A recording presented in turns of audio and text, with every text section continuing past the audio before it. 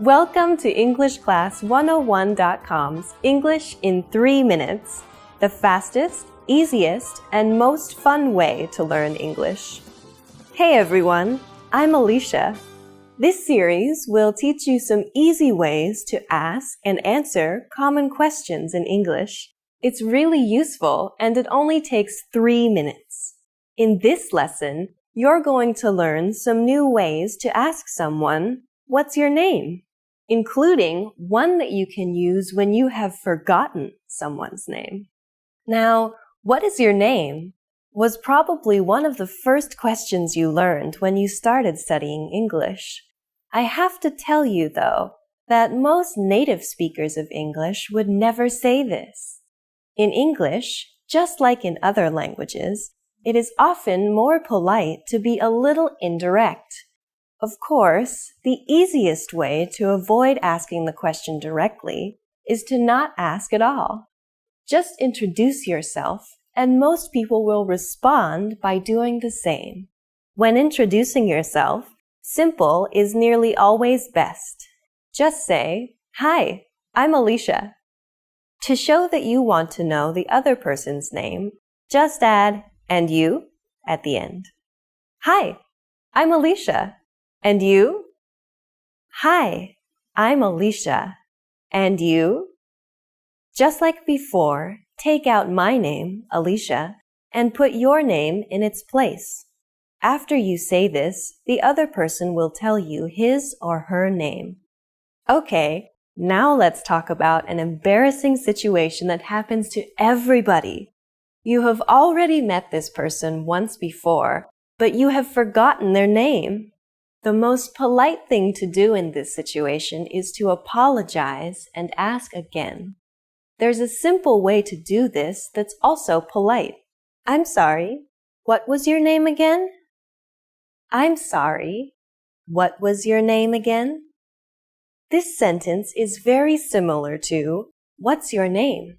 but it has 3 important differences. First, we say, "I'm sorry." A small apology can go a long way. After that, we say, "What was your name?" This is just like, "What is your name?" But instead of is, we use the past tense was. This is really important as it tells the other person that you remember meeting them. You haven't forgotten him or her. You have just forgotten the name. This little word makes all the difference. "I'm sorry. What was your name?" Finally, we add again to the end.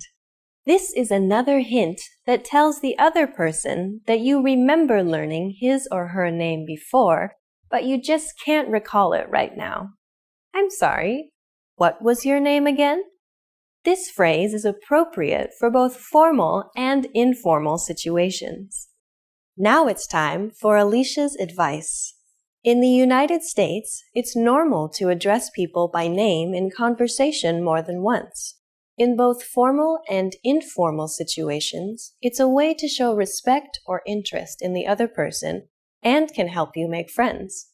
It is also a great way to practice someone's name so you don't forget it.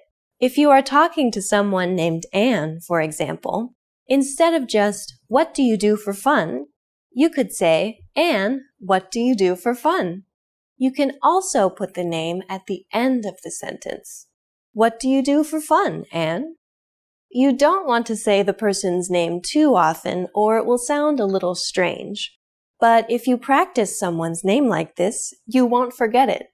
And people love to hear their own name. In this lesson, we learned what to say when we forget someone's name.